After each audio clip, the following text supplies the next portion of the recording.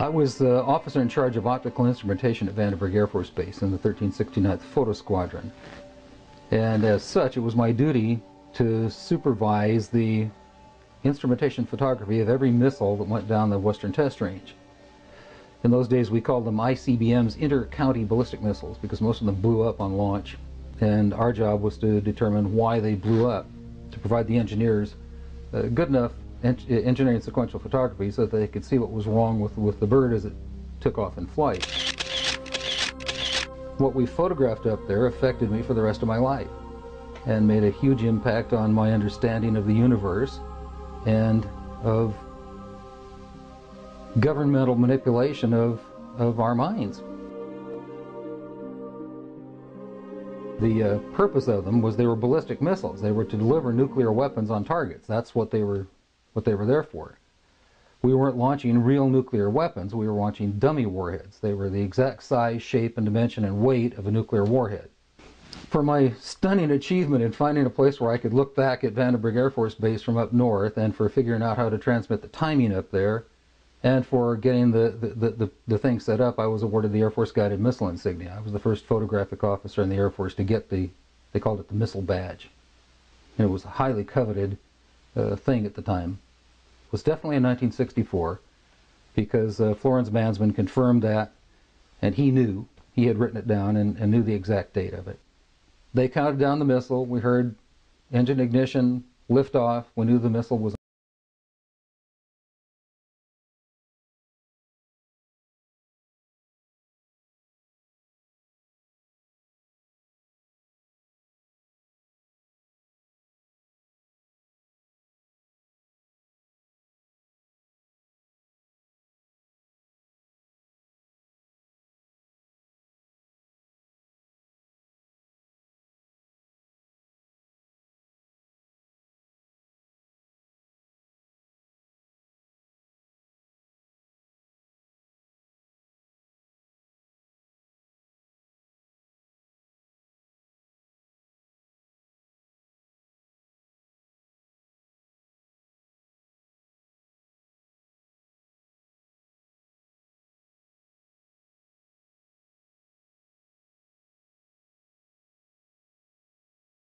I was called into Major Mansman's office at the 1st Strategic Aerospace Division headquarters.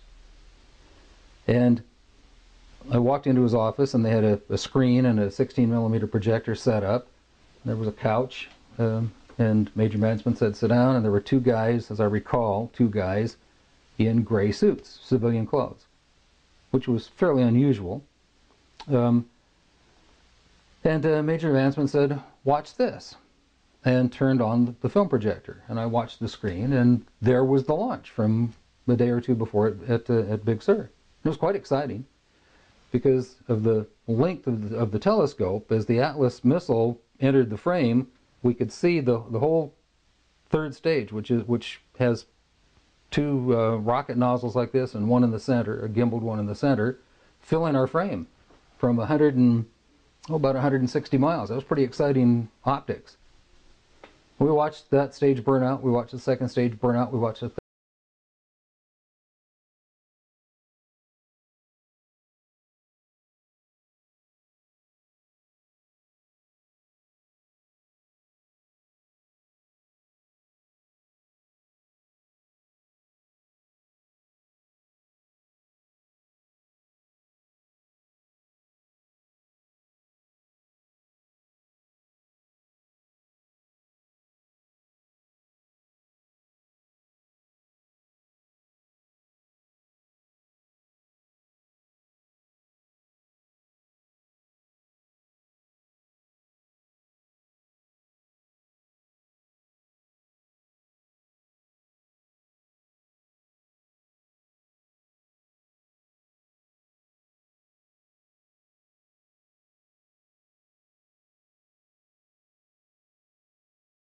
I said, "No, sir."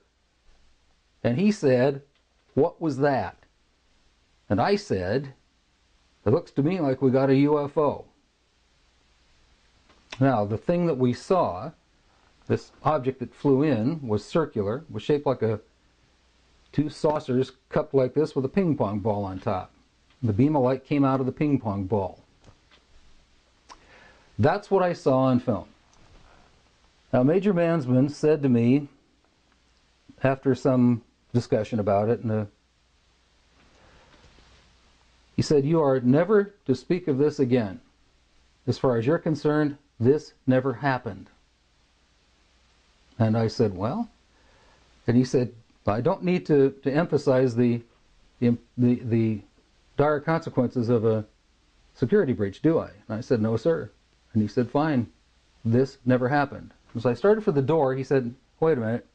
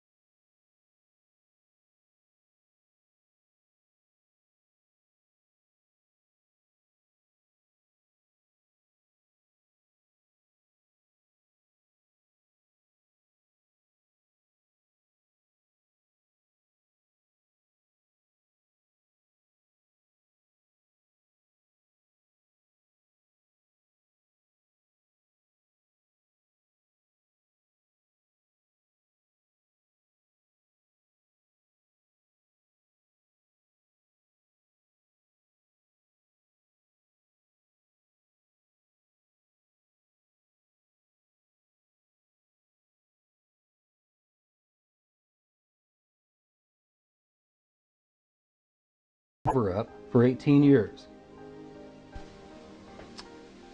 The object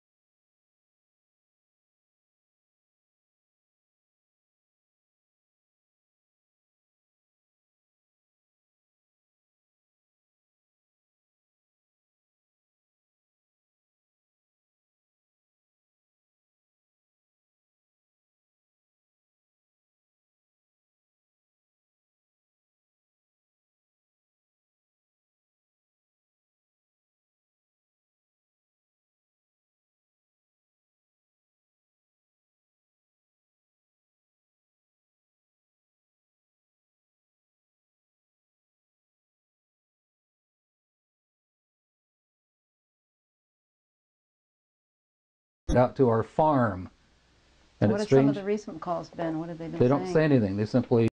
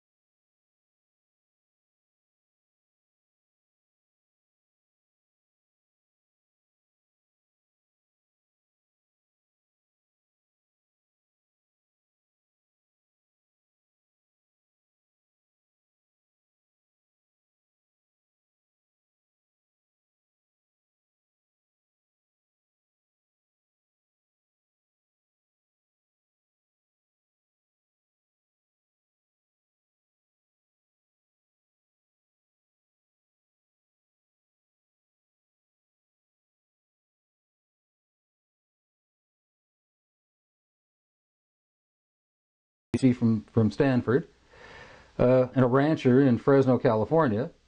And he wrote to Lee back saying, everything Bob said in his story is absolutely true. He corroborated my story. And he continued to do that year after year. Every time somebody brought it up, every time somebody would contact him, he corroborated my story by saying, yes, that's exactly what happened. It takes a lot of guts to do that. I became a fan of Sonny's. He's now deceased. He was my hero for a while. I wasn't in the room at the time, but what happened to the film is an interesting story in itself, as Major Mansman told me and other people. Sometime after I had gone, the guys in civilian clothes, and he said there were 3 of them. I remembered 2. He said there were 3 people from this agency, and I thought it was the CIA. He said no, it wasn't the CIA, it was somebody else, and I never did find out who it was. He said what happened is this.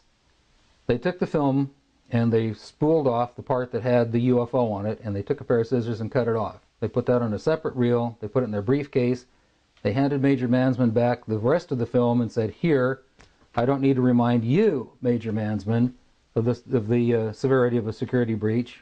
We'll consider this incident closed. And they walked off with the film. Major Mansman never saw it again, and as far as I'm concerned, nobody else ever saw it again, certainly not at Vandenberg. I'm certain that it left Vandenberg and went somewhere else. Major Mansman, who was a very good reader of film, said that the feeling at the time was that it must have been extraterrestrial. That they assumed that the beam of light that struck the warhead, the dummy warhead, was some sort of plasma beam, because it looked like a plasma beam. And they were assuming that it was something like that.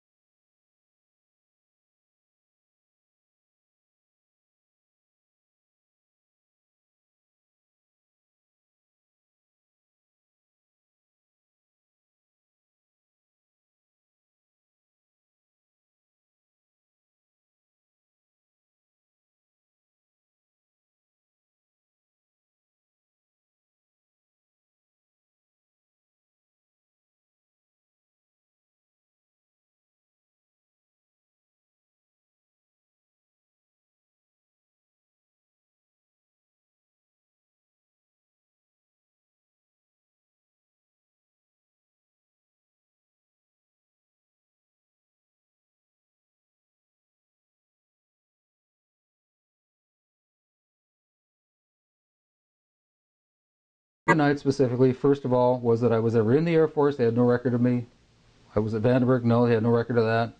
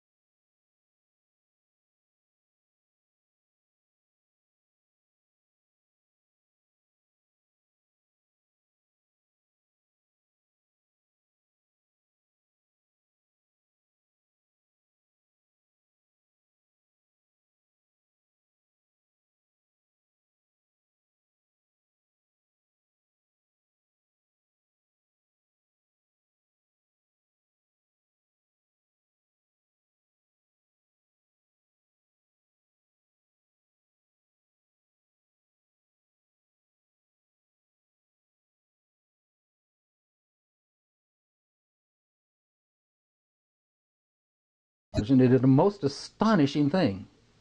Most astonishing. He stood